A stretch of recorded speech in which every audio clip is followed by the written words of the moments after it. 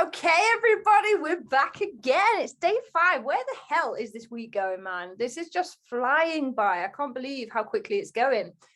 Yesterday, another fantastic interview. What were your thoughts on yesterday, Carrie? Oh, it's so fascinating, wasn't it? So fascinating. Well, I absolutely love play anyway. I absolutely love play. And I love the way she described to get you guys going with play and her different ideas, especially when we talked about puppies, about keeping those puppy teeth away from our fingers. So she gave you and me extra ideas to go away with and get going with. So I hope you all played with your dogs last night. I'd love to hear if you had fun with them. How can you not have fun with the dogs, man? It's one of my, it's the thing that lights my days up is when I get up and we have play sessions with the dogs, because you can see the enjoyment in the animal, but you also have fun yourself, don't you? Yeah, yeah, and it should be. Yeah, fab stuff. So today, who are we speaking to today, Carrie?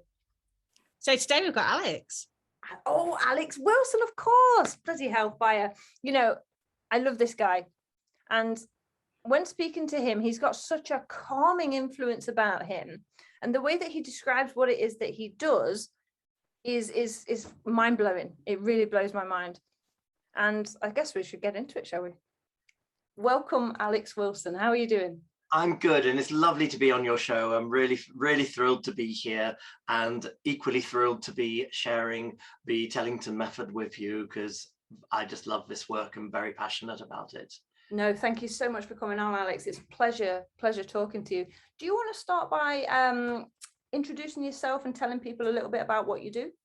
Yeah, my name is Alex Wilson. I'm a Tellington TTouch practitioner and have been involved in this work for close on 10 years. It sort of came about from a chance meeting. I was working for a company called Ellen Collins and Herbal Products, selling herbs for horses and dogs. And we did an event called the Holistic Horse Show, and the next door stand was Tellington TTouch. And I'd come from the thoroughbred racing industry, very conventional part of the horse industry. And I'm setting up my stand and I see this stand TTouch and I'm thinking, touching horses, okay, each to their own. It sounds a little bit off the wall for me, but I'm sure it'll be. I'll find out more about it when the show opens. Anyway, the show opens the next day, and there's a lovely group of people working on the stand, and they discovered an interesting fact about us, which we had a coffee machine and they didn't. And so as it turned out to be an absolutely horrific show, nobody came to it. They just spent their time stealing coffee from us. So obviously I took that opportunity to speak to Sarah Fisher, Marie Miller, and Julie Sadler and some of the other practitioners about what Tellington TTouch was, and actually found that it wasn't just about horses, but it was about dogs as well. I, at the time, had a new puppy, a Siberian Husky puppy, and to put this in perspective, she's now 13 years old, so that gives you a sort of time scale. And we got chatting, and by the end of the 3 days of this show, I'd made a sort of life decision that I actually wanted to leave the horse industry, work with dogs professionally, and become a Tellington TTouch practitioner. It took me another couple of years to take the leap and train, and it was the best decision I've ever made. And I suppose I work pretty well full-time as a Tellington TTouch practitioner. I teach the work a lot on Zoom. I also work with Linda Tellington Jones and her sister Robin Hood, who head up Tellington TTouch across the water in Canada and the US, and we work very closely with Linda and Robin, putting together the dog practitioner training program on the live stream element of it here in the UK, and we have our students as well. Fantastic. So it's really worldwide. It's used all over the world and up and coming by the sound of it, even more up and coming. Yeah, TTouch, I think the word, I don't think up and coming is the word I describe, but evolving, because even though Linda is in her 80s, and I don't think she'd mind me saying that, she is still the work is still evolving. She adds new touches, she adds new elements of the work, as does her sister, and even the practitioners will add things to the work. And yes, as you said, Claire, it definitely is an international, it is international work, and there there are TTouch offices here in the UK. There are TTouch offices in the US, Canada, South Africa, varying European countries, and also in Australia. So yes, there are a few countries in the world where you wouldn't be able to find a Tellington TTouch practitioner. Fantastic, fantastic. So what do you think makes Tellington TTouch unique? TTouch is unique because unlike a lot of training methods, you don't have to use all of it to use it. We like to describe it as a toolbox, and you can dip into your toolbox and use it alongside other things that you might do.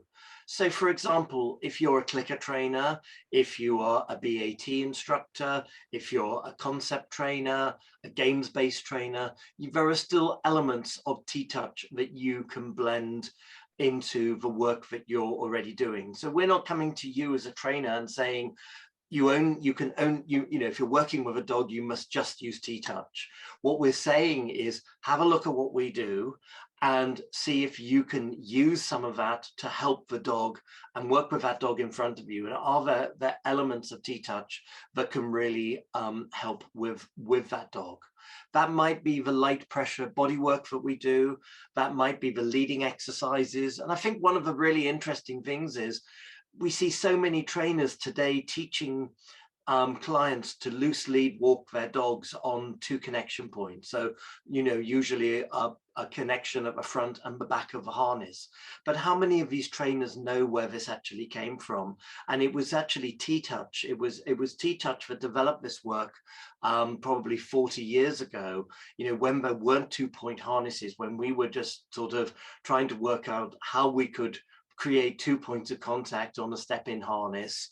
And you know, and now obviously we've got these wonderful harnesses out there that have been specifically designed for these leading techniques.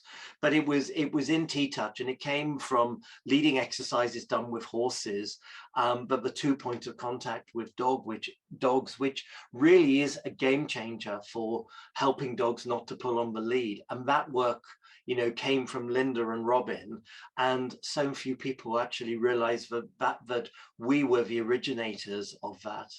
Mm-hmm.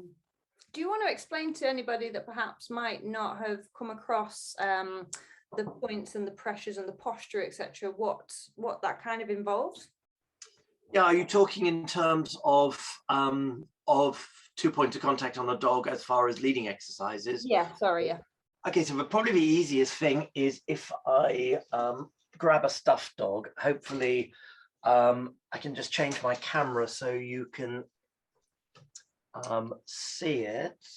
Can you see that okay, Claire? Perfect there, Alex, yeah. So if I just grab a lead, sorry. I'm glad we're not live. So normally if you've got a dog just connected on the back of a harness or on a collar, the tendency is to get behind the dog, and I just want to change the angle of the camera just so you can see a little bit, the lead a little bit better. There we go. So the handler can get behind the dog will pull into the harness and the dog pulls.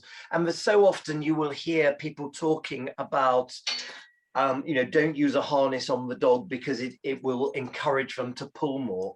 But with the kind of harnesses we use that we call a balancing harness, where you've got a high connection point, but we also use a second connection point at the front of the harness. And we use leads also that have sliding handles. And what we're trying to do is to walk the dog in the dog's peripheral vision. So I just change the angle a little bit more. So if the dog pulls, rather than pulling the dog back, what we're going to do is just bring the lead forward, put a little bit of pressure, and then release away. What that's going to do is that's going to change the physical balance of the dog. Now what I really want to think about in this is the fact that there is a link between posture and behavior. And if we can change the physical balance of the dog, that in turn will change the mental and emotional balance of the dog. So what we really want when we're walking our dog on the lead, we want our dogs to be walking sort of balanced over their forepaws. Now, I know that sounds easier said than done, and for some dogs that may just be too difficult. But using the 2 connection points, we can influence that posture. If the dog is pulling forward, we can just give a little signal from the front, followed by a release. And the release is so, so important, because if you don't release, then what will happen is the dog will go into hard lean opposition. So the release just gives that dog a moment. And we do want to give those dogs a little pause just to be able to rebalance themselves and be able to walk in a calmer way. And when you see this, I remember seeing it because I was a little bit, when I came new into your workshop, I'd never done TTouch before, and I was a bit like, oh, what's all this about? And then really when you change the posture by using the leads, I was gobsmacked, absolutely gobsmacked. Which brings me on to a question, because there's a wide range of harnesses out there, and a lot of questions I get asked are about the ones that go across the front straps there. How would that help or not help with the dog's posture? I'm not a physio about it, but I was listening to a talk over the weekend with Rachel Jackson, who's both a TTouch practitioner and a vet physio. And, you know, she was talking about the problems of the sort of harnesses that go across, and they're not the ideal solution. We want to have a harness that doesn't impede the dog's movement in any way. We want a harness with 2 connection points, and ideally has been designed for this kind of work. And I think one of the issues that happens, and I see this with my own clients, is a lot of manufacturers have put front rings on harnesses, and they put front rings in harnesses because of public demand. And I'll be honest with you, I think a lot of manufacturers have no idea why they've put the front rings on. It's just that people are asking for it, and then they try and use our techniques, and because it's not a balancing harness, maybe the front connection is too far back, maybe the harness sits into the armpits of the dog, so it's going to impede their movement, and it's not going to have the right effect. We like to use what we call a balancing harness, and there are harnesses on the market that have been specifically designed for the Tellington method, and work perfectly for this method of training. And I would say to anybody, you know, if you wander into, you know, your main high street pet shop, you're unlikely to find these types of harnesses. They tend to be ones that you'll find available from specialists online, who probably have links with Tellington TTouch. Mm-hmm. And it's worth investing in that for sure. I think I've got one of your harnesses and it's bloody brilliant, to be honest. The other thing I'd just like to say is, you know, a lot of trainers are using I'm just going to grab another lead. Okay. A lot of owners and trainers will use your traditional double-ended lead that looks something like this, with the clip at either end. All great, you know, better than nothing. But what I really like are the leads that we're now using in TTouch. We call them Liberty Leashes or Liberty Leash Pros.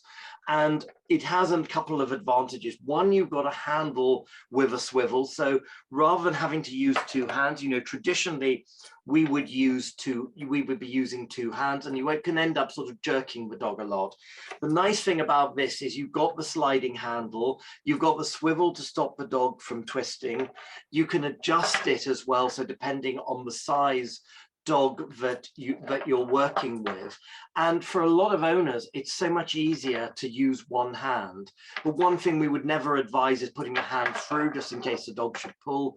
And also, you again can be a bit jerky, but just having the fingers through the handle and really guiding the dog, just allowing the dog to move, can make a really big change for the dog. Mm-hmm. Yeah, lovely. And I guess that 1 hand would be really helpful, because especially with people, if they're I know you don't use masses of treats in your training, but a lot of owners do, don't they? And having that extra hand free could be useful for some people.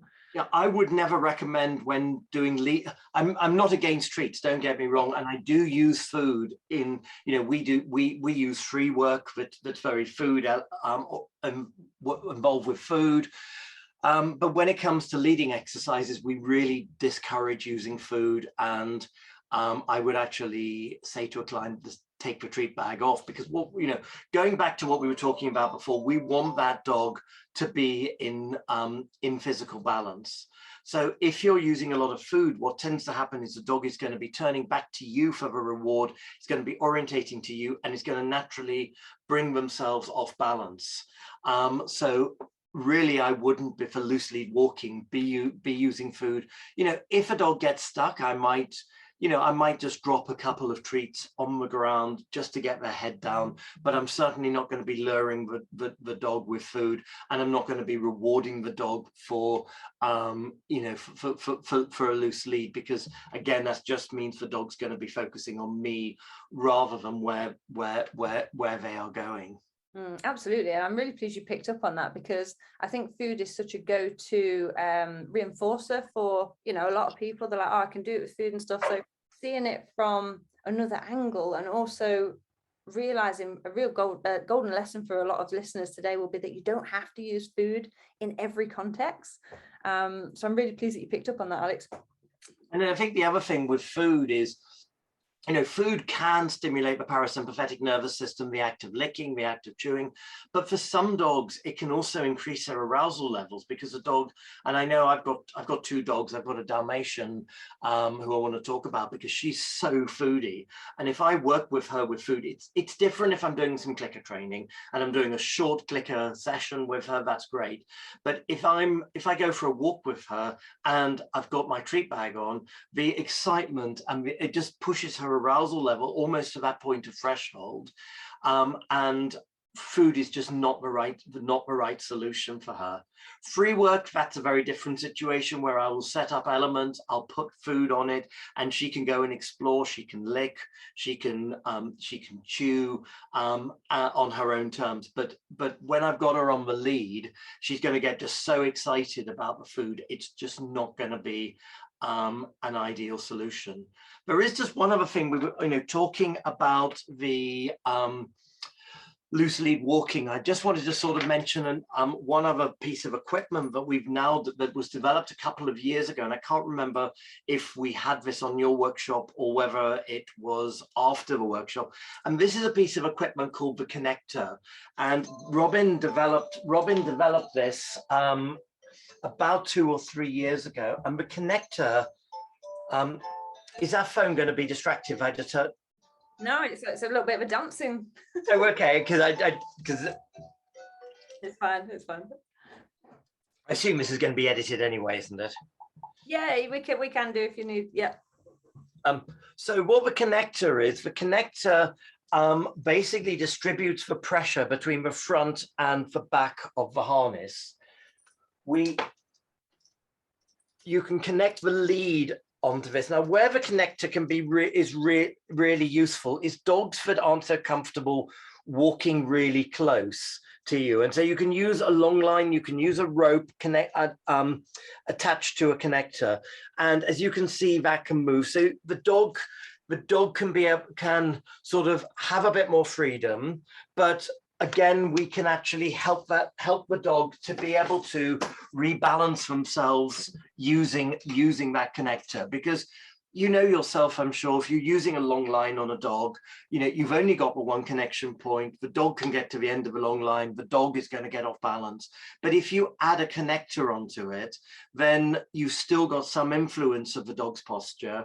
And I know with my dog, my husky, it was a real game changer when we put her onto a connector, because she's TTouch trained from a puppy, but she's never been the greatest loose lead walker. And what I found is she doesn't like to be on a normal length lead. She likes a little bit more space. So just being able to extend the lead outwards, add on the connector, she can have a little bit more space. I can also keep an element of control, and I don't like that word control. It sounds very sort of dominance theory, but I can at least help her to move in her own balance, and using, just by using that connector on it. The other thing that's really nice about the connector is if you've got a sort of wiggly dog, the dog can put their head through there without you having to force the lead over the dog's head. So again, it can help a dog that likes to move from side to side. And it just, I suppose, helps the dogs to make a few more choices of their own. Which we're massively advocating for. More choices the better, I think, isn't it? Absolutely. Fantastic. So there's a couple of things I want to pick up on there. You've mentioned free work a couple of times. Do you just want to quickly explain to the listeners what free work is? Yeah, free work was developed by Sarah Fisher, and whilst it's not technically part of the TTouch toolbox, we do use it within TTouch. I suppose we may use it slightly different to the way her and her people use it. But free work, I found a really useful tool. Now, if you imagine setting up, we use the word elements or stations, and that might be a cone, that might be some different surfaces on the ground. The surfaces are really good because getting dogs to walk over different surfaces gives them a new sensory experience through their paws. So getting them to walk on different surfaces is really, really powerful for dogs. We might use a stool, we might use things, you might use things at different heights.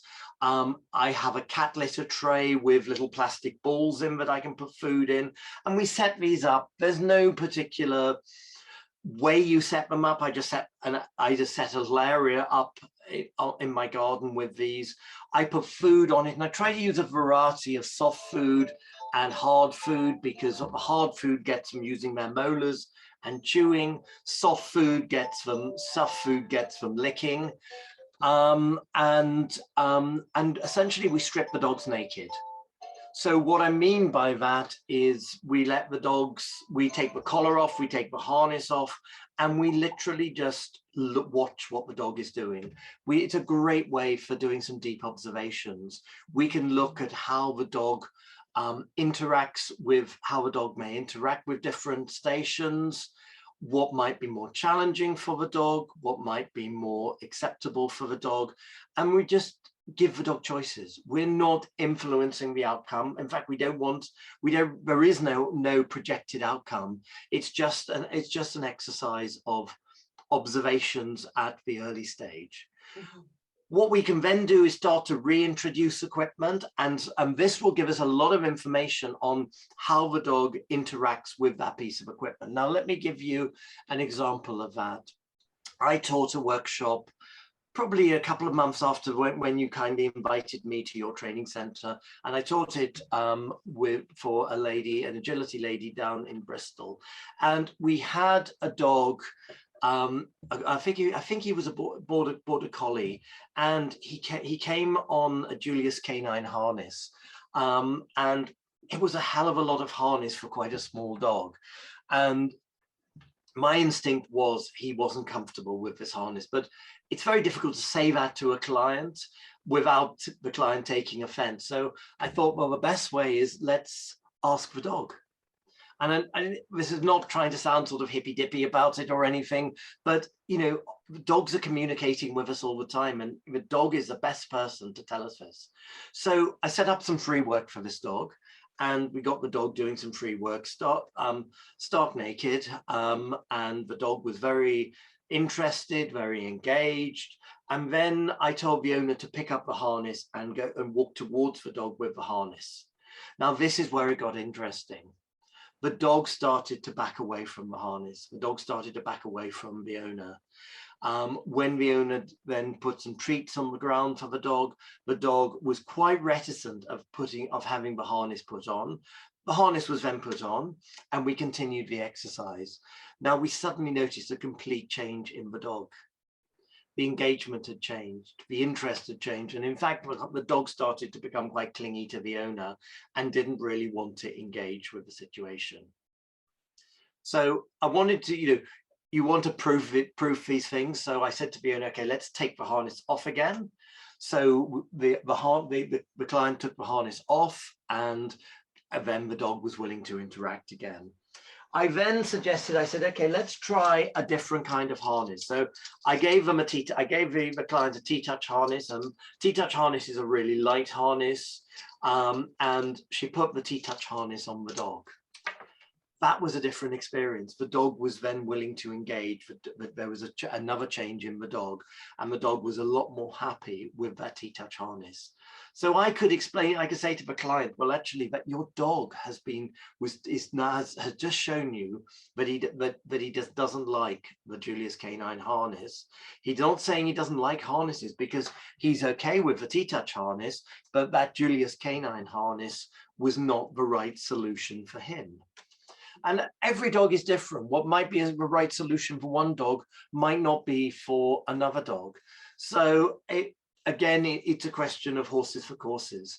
But it was a really interesting experiment. And sometimes if I've got a dog coming for a client one-to-one, what I'll do is maybe spend 15 minutes with the owner, asking them some questions about the dog, what they're trying to achieve, and all the rest of it. And I'll listen, obviously, to what the client says. But sometimes clients don't always tell you what the real problem is. So I want to ask the dog the same questions. How do I do this? No, I haven't learned to speak dog. I really wish I did. I am a canine body language instructor, but I don't speak fluent dog. But what I do do is do some free work with the dog, because I can get so much information. I can really listen to what the dog tells me just by doing 5 or 10 minutes of free work, because that will give me a lot of information. Obviously, I won't use free work as my only go-to. It is just one tool within my toolbox, and I'll use the bodywork and the other elements of TTouch as well. Fantastic. I think asking the dog it highlights a lot of things as well, doesn't it? Because I don't know about you, but like with the pet industry, I think there's so many things available, and it's very easy for a dog owner. I mean, I've been in this place as well. It's very easy for a dog owner to kind of go like, well, I'll just try this one, or I'll just try this one, and we don't really think to. I don't think a lot of people think to ask the dogs, and I've been guilty of that in the past. I'm like, yeah, we'll teach it on a collar. Well, actually, the dog's not that keen on the collar, because I think a similar thing happened at our workshop, didn't it? I was like, oh my God, I've ended up putting the collar in the bin. I was like, right, they don't like it. I think collars are a really interesting one, because you've heard me say this on the workshop, but I always say this to people. I say, if you've got a child and you're in a crowded, do you remember those days of crowds, before this pandemic hit us, when we could go to crowded places, we could go to country shows. But I always say to people, if you say you had a toddler and you were going to the Bath and West show, as an example, it's a huge, massive show, thousands and thousands of people, and you've got an inquisitive small child, and I don't have human children. My children have wagging tails and 4 legs, but this is what I understand from people who have human children. But the children want to get into every stand, particularly if there's a dog on the stand, or the stand sells toys. And those sort of shows like Bath and West, you could easily lose your child. So people have some form of mechanism to attach the child. Now, if you look at these mechanisms, what are they normally? Something attached around the wrist, some form of backpack with a lead. How many times have you ever seen a child attached around the neck with a collar? And I always ask this question, why is it okay to do something to our dog children, but isn't okay to do it to our human children? They're just as sensitive around the neck and around their breathing area as we are. After all, we are all mammals. And yet we think it's okay to put, don't get me wrong, I'm not saying you shouldn't have a collar on a dog. I love collars. My dogs actually collect collars. And Arapaho, my husky's got a really cool collar on at the moment that I bought from America, and it's got elephants on, because I love elephants. Yeah. But to me, the collar is for the ID tag, and also to look pretty on the dog. But does the lead ever go on the collar? Not in a million years. I think the last time Arapaho, who is 13 years old, had a lead attached to her collar was when she was with her breeder. But ever since she's been in my care, she's always been attached by a harness. Yeah, no, it makes sense, doesn't it, when you put it like that? And this is what I mean. I think people get so easily, and not rightly or wrongly, it's just what they've learned and how they've experienced and what they've gone through. I think it's very easy to be led down a path because everybody else is doing it as well. And really, when we think about it on a deeper level, then yeah, like you say, why we wouldn't do it to a child, so why do it to a dog? And I think that is, and I think, people, clients say to me, well, I walk my dog on the collar because the dog, my dog doesn't pull, so it's fine. I said, and my always come back is, what happens if you're walking down the street and the car backfires, or a cat runs across the road? The dog, dogs will be dogs. And the dog might get excited, the dog might get startled, and that is going to put pressure on the neck. So, don't throw your collars away. Collect your collars, have some awesome collars for your dog, because particularly if you've got a short haired dog, they look really cool on you can get some really cool collars. But please, folks, keep the leash attached to the harness. Love it. Yeah, fantastic. I just want to pick up, there's loads I want to ask you, Alex, but a couple of things I noticed there was you're on about the attachments and kind of keeping the child with you. Now, when we're looking at engagement or getting the dog listening and staying with the owner, if you like, what does engagement mean to you? And do we always need to use equipment, if you like, to keep that dog with us? I would answer the question, engagement, do we need to use equipment? Yes, but what is the most powerful piece of equipment that we have? And it's these. My first piece of equipment I use is my hands, and what is my go-to is the Tellington touches.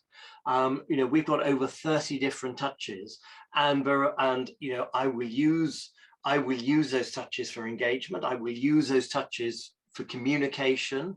People often think TTouch is a form of massage, and Lindy Decker, who is one of our TTouch instructors based in Johannesburg, she has this lovely expression, which is TTouch is a message, not a massage. And so using my hands, but everything's got to be done based on choice. And when it comes to engagement, I may do some touches on a dog, but I'm then going to give the dog a break, and I'm going to see what the dog does. If the dog then nuzzles towards me and says, "Dad," or "Uncle," if it's a client dog, "please give me more," then yeah, of course, I'm going to carry on.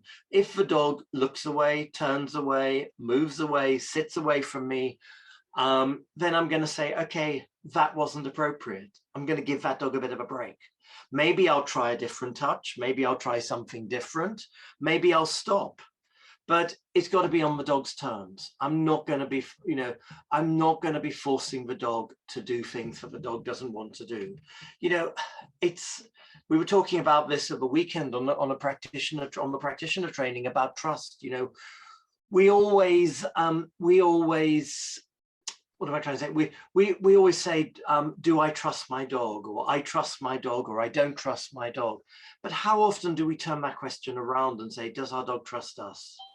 Does the dog have that relationship with us? And for me, I want that trust to be a two-way situation. And the more I can build my dog having trust in me, trust in the things that I do, the better that relationship is going to be. So to sort of go back to your question, engagement, I would rather think about relationship rather than engagement.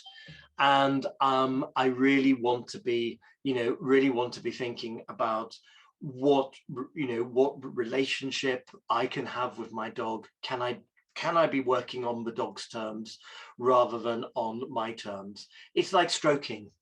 I used to do a lot of events, and people would come up with their dogs, and I had a member of staff, and she was puppy mad, and great. I love the fact she was puppy mad, but I did have to sometimes reel her in, and we we put in a very clear rule at our shows, which you don't touch somebody else's dog unless you're either fitting a harness or you've asked the owner's permission first. And the other rule always was, you do a little bit of touch with the back of the hand, give the dog a bit of a break, and then I'll let the dog decide whether it's appropriate or whether it's not appropriate. Fantastic. Yeah, that's a powerful message there. And just coming back to this trust element, can you explain to people how it feels for you when you really gain an animal's trust and connection? Because I want to dive a little bit into the sea life world that you used to go to as well. And that's still a mammal, still an animal, isn't it, if you like? But how does it feel when you gain an animal's trust and connection with the dogs first, and then maybe we'll move into the water world? I think when it comes to dogs, it's about the dog being the more, and Sarah Fisher always talks about building a trust account for your dog. In other words, thinking about it in terms of a bank account for dogs. So the more you can pay into that bank account, so that might be good times with the owner, that might be doing free work, that might be TTouch body work, gentle massage, all the good things that you can pay in. Then when we have more challenging situations, stranger danger, dogs getting into each other's faces, lawnmowers in the summer, cars backfiring, the dog can cope with these more challenging situations because you've built this trust account for the dog.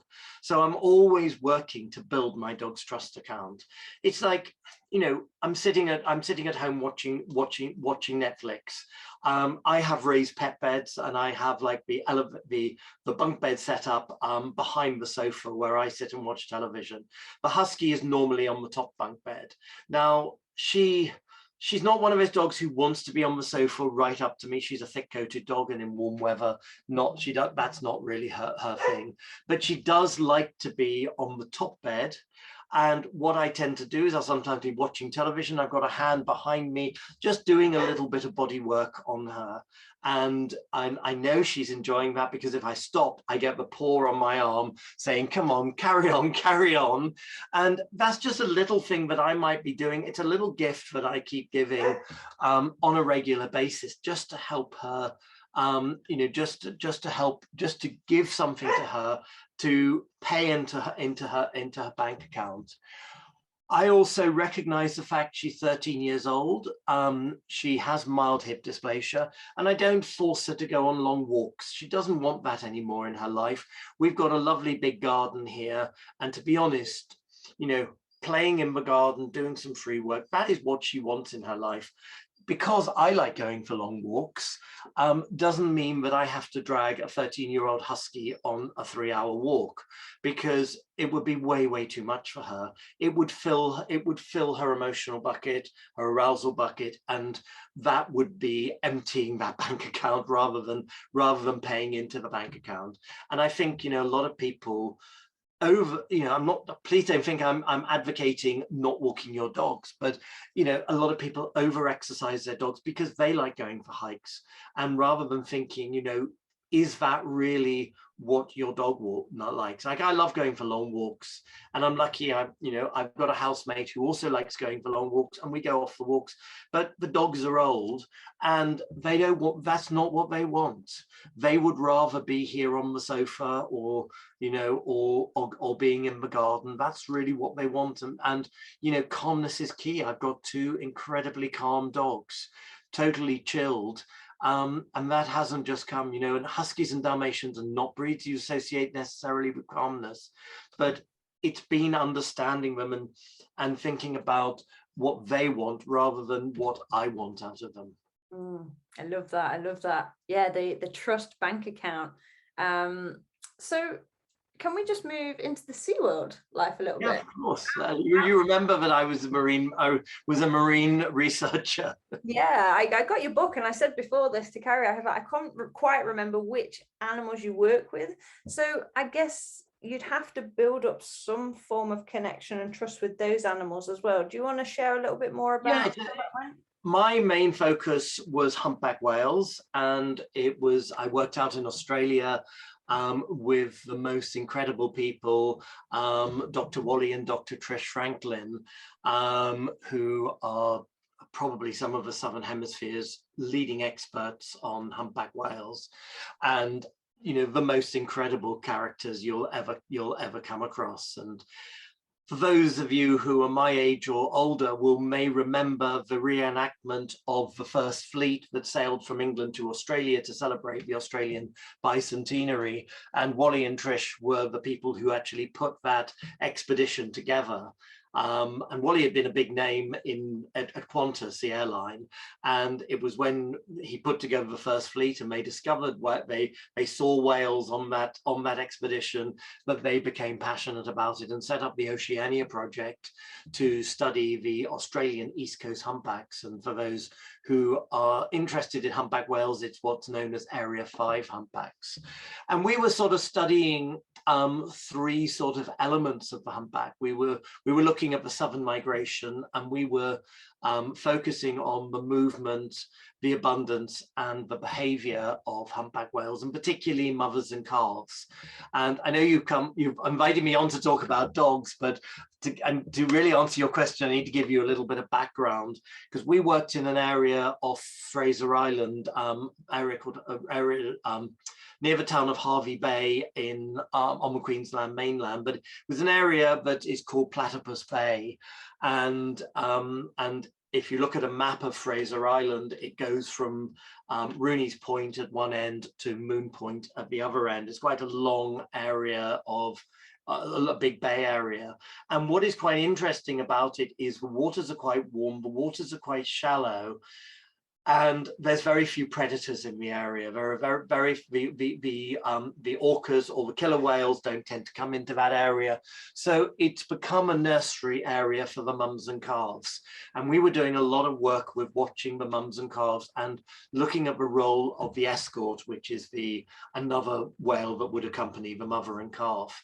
And I think it's really interesting that, you know, whaling finished in Australia in 1978 on the west coast, but on the east coast of Australia, whaling ended in 1935, I think I'm right in saying.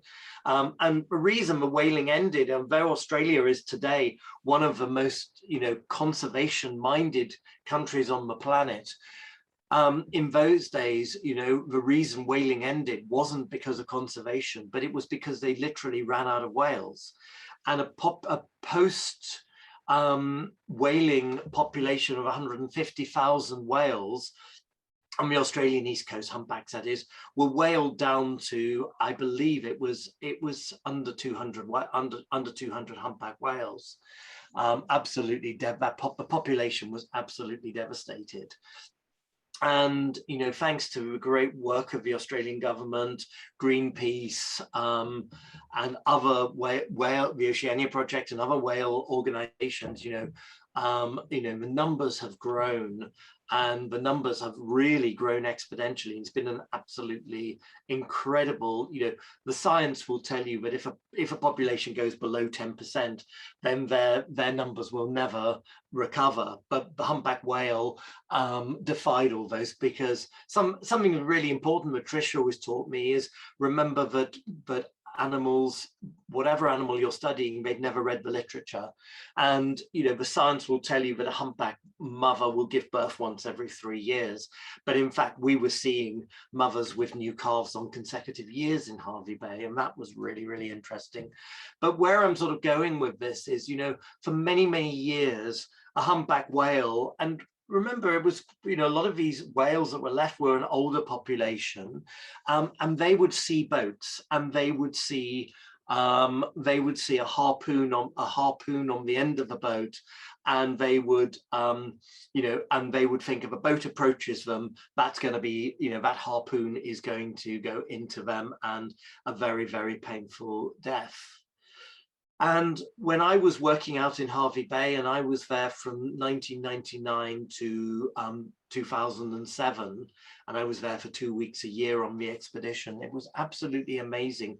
But you would see mothers coming up to our vessel, and they would bring newborn calves, and they would allow the calves to actually come up to us. And I've got video footage and absolutely amazing footage of mums and calves, literally, within 5 meters of me, and I'm on the back deck of the boat shooting at them, not with a harpoon but with a camera. And I'm literally eyeballing mother and calf humpback. So the element, the trust of these incredible creatures, and I think the other thing we must remember is the forgiveness of these creatures, that they are willing to forgive human beings for the atrocities that we did to them in the 19 sort of 30s, 1940s, and so on. And they're willing to interact with us, and mothers are willing to bring their young and say hello to us. And in Harvey Bay, it wasn't just us on the research vessel. There was also an American research vessel from a Pacific Whale Foundation, plus about 15 commercial whale watching boats in the area. So we really were a whale fleet, sometimes of up to 20 vessels in the bay. And of course, there were very strict restrictions on how many boats could approach a pod of whales, how close we could get to them unless the whale chose to interact with us. But it was, we had to keep our minimum approach distance was 100 meters. But again, nobody told the whales that. So we would stop and switch off our engines at 100 meters. But so often the mums and calves would actually come, and we used to call it a mugging, because we would sometimes be there for half an hour, literally being mugged by whales. And it was just an extraordinary experience. It sounds it. I've never done it, but it fascinates me and scares me at the same time. And just hearing you explain that is kind of, it's the trust that you must have and the connection that you must have had between them must have been phenomenal, an experience to never forget, I guess. Yeah, and I think it is. And I think, I was very lucky. A lot of people's first and sometimes only experience with whales is going out on a whale watching boat, and there'll be a tour guide just pointing things out. My experience was very different. I was very lucky to be a research intern with the Oceania Project, and I was lucky enough to be mentored by Wally and Trish Franklin, who are two of the most extraordinary people that I've ever met. And they really did share their knowledge, and they did coach us, and we did get to learn an enormous amount just by being around these people and spending time at sea. We would be at sea for a week at a time. And in fact, we were at sea when the Twin Towers came down in New York. And that was quite a surreal experience, because we didn't have a television on the boat. And the first we heard about it was chatter on the ship to shore radios between the whale watching fleet that came in and out every day. Mm-hmm. Wow, it's incredible. So Alex, we've covered loads here today, and I've still got 1,000 questions I want to ask. I'll take as a lot. If you've got the time, I'll happily answer the questions. I'm like, which one do I go for? I think maybe what would be your top 3 touching tips for the listeners that would help them with their dog on either a loose lead, a trust, a connections basis? What would be your top 3 tips for them? Respect. Be mindful of the dog. And it's about the dog, not about you. We are sharing our lives with these incredible creatures called dogs. And look at the body language of the dog, learn about the body language of a dog, take a body language course, because I teach body language. It's something I'm very, very passionate about. And understanding canine body language really does build a relationship with your dog. It does mean you can communicate with the dog, because so many issues happen when we don't read a dog. And a lot of bites could be avoided. A lot of unpleasantness can be avoided if we just looked at what might be escalating, and doing something as simple as just getting that dog moving is all we need to ask the dog. Just being in a stressful situation for the dog, holding the dog on the lead. The dog. People say, the dog is being naughty or antsy on the lead, or is lead grabbing. Just get that dog moving, get that dog out of that situation, because that's all the dog needs. in many situations, but we don't look at things enough from the dog's point of view. Mm-hmm. That would be my number one. Number two, loose lead walking is, even if you live on a farm and you rarely have to walk the dog on the lead, teach your dog to walk on a loose lead, but use appropriate equipment, use appropriate methods. You don't need to use fear and force. Most dogs will loose lead walk, and using the 2 points of contact, using the Tellington leading methods can make such a big difference. And number three, explore the bodywork elements of TTouch, because bodywork can help to release stress from the dog. It can help to release tension for the dog. It's a way of communicating with the dog. We're not being masseurs. We're working with the nervous system of the dog. And even if you just learn 1 or 2 touches, use those touches. You don't need to be an expert on all the touches and know their names and all the rest of it, but just having a couple of touches in your toolbox. The zebra touch, which is I grab a little stuffy here, is just literally just moving your hands from across the dog, giving the dog awareness from where on its body, where its body begins and ends, where the dog's body begins and ends, and where the real world begins and ends, can be really helpful for the dog. And all we do is we just start with the fingers in the claw at the shoulder, open the fingers as we come down, up to close, down to open, and we can go both sides of the dog. And this will just really help the dog just have that little bit of body awareness. And if you never learn another Tellington touch and you just know the zebra touch, that's going to benefit the dog. It would take too long on this interview to teach you a number of the circular touches, but learn some of the circular touches. They again can be so calming, so useful to help your dog. I love that. I love all of them, which is kind of led me on nicely in where people can go to find out more about what you do. Because before you answer that, I just want to, I say with Hunter, my youngest shepherd, we did a lot of this work with him. He was quite averse to being touched, and we did a lot of work with it. And I came to your workshop with the Tellington TTouch, and I always say that he's never really bothered by getting a fuss from other people. Well, yesterday he absolutely called me a plain blank liar because he was over with this woman and her child, and he was like lapping it off. He's like, yeah, love me. So I would strongly recommend this, Alex. Where can people go to find out more about you and what you do? Well, my website is extradog.training. That's XTRA dog.training. And you can find out, we run regular courses. We do have a 2-day course on the 25th and 26th of September, which is being run on Zoom. And we still have a couple of places left on that.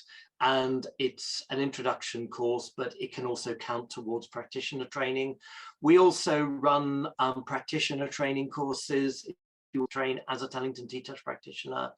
At the moment, we're running them solely live stream, but it's live stream sandwiched with online learning with Robin Hood. Our next course is in November. That one is sold out, but we do have a course coming up in March. And if you go to our website, you can pre-register for that. Also in April, Linda Tellington-Jones, the founder of Tellington TTouch, we're very excited to announce that Linda is coming over to the UK at the beginning of April, and we will be running a 2-day in-person workshop with her on I think it's the 2nd and the 3rd of April, and it'll be run at a venue near Loughborough.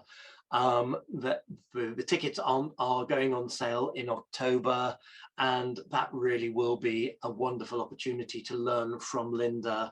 And again, if you are interested in the practitioner training program, those days will be accredited towards practitioner training, and it will give you 4 points from the 60 points you need to become a practitioner.